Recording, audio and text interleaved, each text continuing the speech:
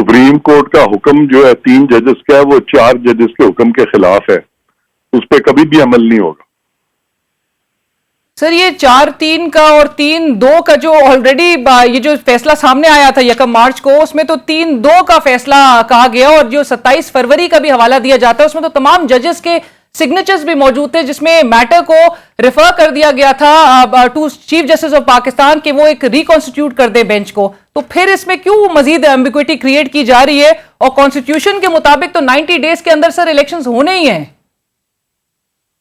देखें, ये तो 3 जजेस का कहना है ना कि ये 3-2 का है, 4 जजेस का कहना है कि ये 3-2 का नहीं है, ये 4-3 का है।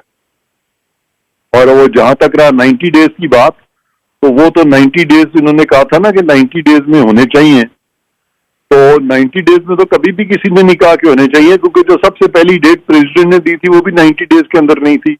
और जो सुप्रीम कोर्ट ने जो बाद में जो उनको कहा गवर्नर्स को और प्रेसिडेंट को डेट देने की, वो भी 90 डेज में नहीं थी।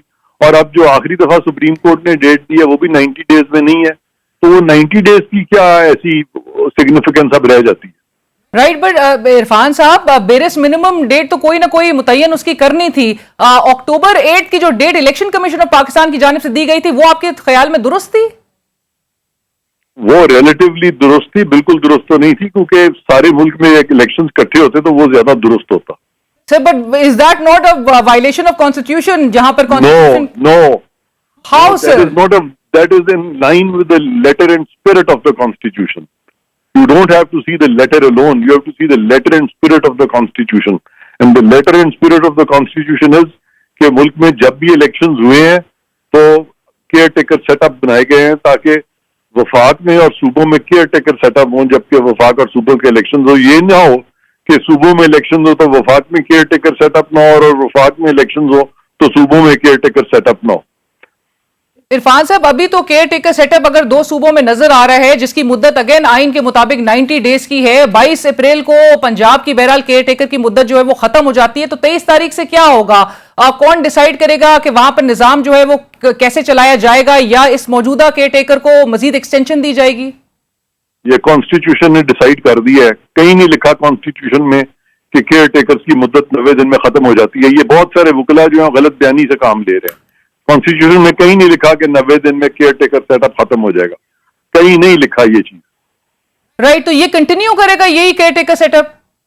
ऑब्वियसली, जब आइन में ये लिखा ही नहीं कि वो तो आपका मतलब है कि अगर इलेक्शन जो है डिले होंगे या कुछ होगा तो मुल्क जो है हम बगैर हुकूमत के छोड़ देंगे।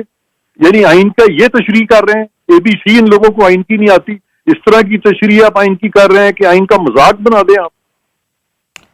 तो इरफान साहब, लेकिन अगर ये अदालती हुकुम को नहीं मानते तो तौहीन अदालत और आइन से इनहराफ भी नहीं कंसिडर किया जाएगा फिर आपके ख्याल में? तौहीन अदालत तो वो अदालत के 3 जजेस कर रहे हैं, 4 जजेस की तौहीन कर रहे हैं। नहीं, लेकिन अभी चीफ जस्टिस की सरबराही में जिस बेंच ने ये फैसला कर लिया कि 14 मई को इंतखाबात होंगे सर, तो इस पे अमल दरामद यानी कि नहीं हो रहा। और नहीं चाहिए, क्योंकि सुप्रीम कोर्ट के 4 जजेस कह रहे हैं कि वो ऑर्डर जो है वो गलत है। बट सर, ये तो उनकी राय है, चले, लेकिन अगर नहीं है, उनके अहकामात और उनका फाइनल डिसीजन है, राय नहीं है, 4 जजेस का फाइनल डिसीजन है। सर, बेंच बहरहाल वही वाली मेरी बात कि बेंच रिकॉन्स्टिट्यूट उसके बाद हो गया, लेकिन 4-3 का फैसला हो या 3-2 का फैसला हो, इसको ये फैसला किसने करना है सर? ये इलेक्शन कमीशन ने करना है, सुप्रीम कोर्ट ने वैसे भी नहीं करना है। सर, तो चीफ जस्टिस के फिर क्या इख्तियार है? उनका इख्तियार इतना ही है कि उनका एक वोट है, वो chief justice can not over rule the majority of the जजेस ऑफ द सुप्रीम कोर्ट।